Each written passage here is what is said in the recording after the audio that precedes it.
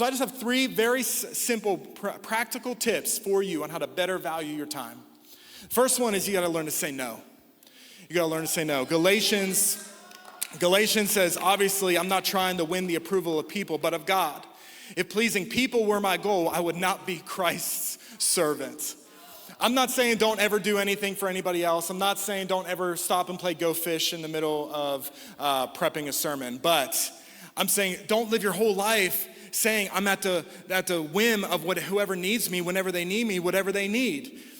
My wife always says that she hates text messaging because text messaging is like this open door that someone has to you 100% of the day to immediately get your time and attention. And there's this demand on our culture that we will respond right away. And there's something about living your life at the whims of people. Now, if someone, as a pastor, when someone asks for my time, if they ask to meet or something like that, I always will say yes. Like, that's just part of the gig. Like, if you ask me to meet for like a pastoral care meeting, I'm gonna say yes. But I also have friends in my life that will ask me to get together almost every week. And I told him before, Thomas, I'm sorry about that, wherever you're sitting, Thomas. Thomas will ask me to get together every single week. And honestly, I say yes maybe every 6 weeks. Because for me, sometimes when you learn to say no, some of us need to say no to bad things, like things that shouldn't be taking up your time, things that are not good, things that are distractions to what you should be doing. But sometimes you got to say no to really good people, or sometimes you got to say no to really good things so that you can focus on the main things that God wants you to do for a certain season. And so you got to learn to say no. Second thing, I told you these parts are going to be quick. You got to learn to rest. You gotta learn to rest. Come on. Sometimes redeeming the time means refueling and recharging.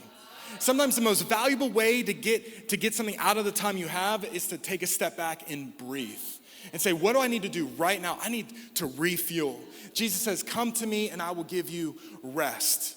Some of you need to spend time with Jesus that just is not because someone on a stage is telling you to sing. But you just need to rest in his presence and spend some time with him. I believe that will recharge you and refuel you.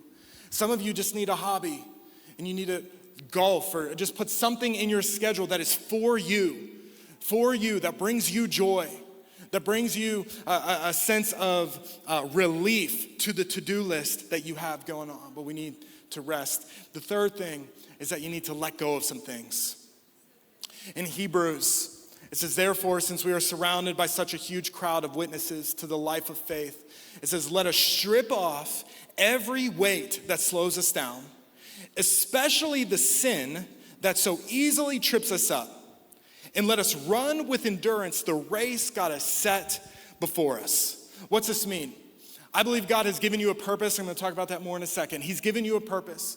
He designed you for a purpose. He designed you with a specific calling on your life. And in this passage, we find that represented as a race. And it says, if you're going to run the race with endurance, meaning I'm going to finish my last lap with the same speed, maybe even faster than my first lap. If I'm going to run with endurance, then I got to strip off the things that are slowing me down.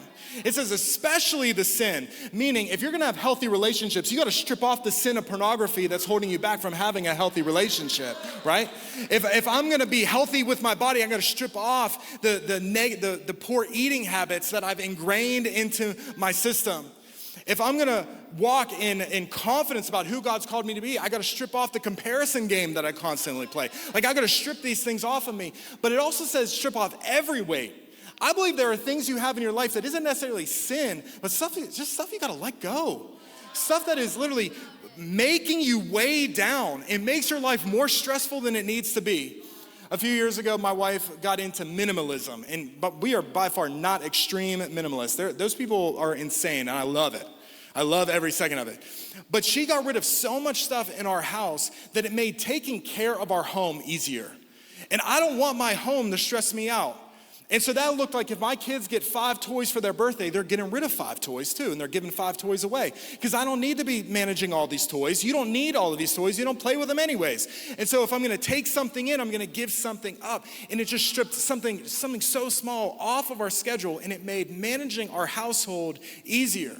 You have to constantly be reevaluating. How do I spend my time? How do I spend my money? What relationships am I constantly around? Listen, if you're living your life on default mode, chances are you're doing most of your time with other people that are living life on default. they're living life on autopilot.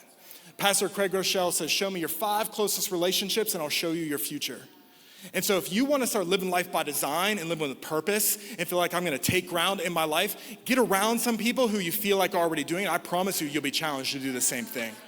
And so we got to make the most of every opportunity that God has given us. We got to value our time, redeem the time, make the most of every opportunity.